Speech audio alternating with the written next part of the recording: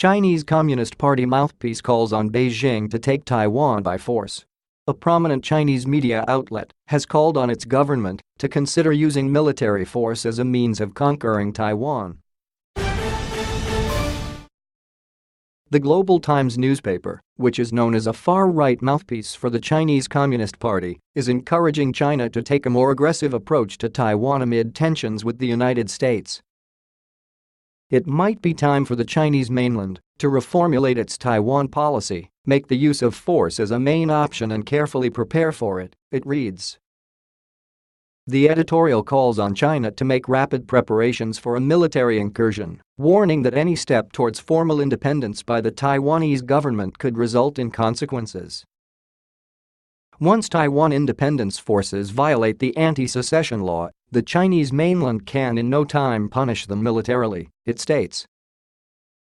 Getting ready to achieve reunification through the use of force can pose a serious deterrence to Taiwan independence. The military status quo across the Taiwan Straits needs to be reshaped as a response and punishment to the current administration. Chinese officials have already taken less drastic action in this regard, such as limiting the number of mainland tourists. The controversial new editorial comes amid rising tensions with the United States after President-elect Donald Trump called into question America's long-standing One China policy, by which it officially solely recognizes China over Taiwan. Mr. Trump recently suggested the U.S. could scrap the policy. I fully understand the One China policy, but I don't know why we have to be bound by a One China policy unless we make a deal with China, having to do with other things, including trade, Mr. Trump said in an interview with Fox News.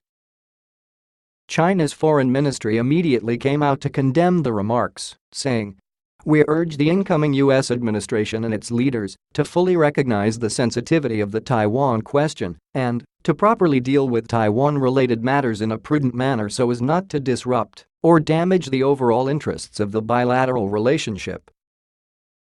His recent phone call with Taiwanese President Tsai Ing-wen, the first of such contact in almost 4 decades, also infuriated China.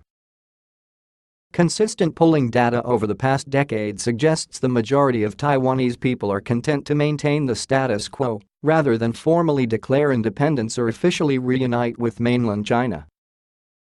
In a 2013 survey by the country's Democratic Progressive Party, 77.6% of respondents identified themselves as Taiwanese, while only 10.1% identified themselves as Chinese.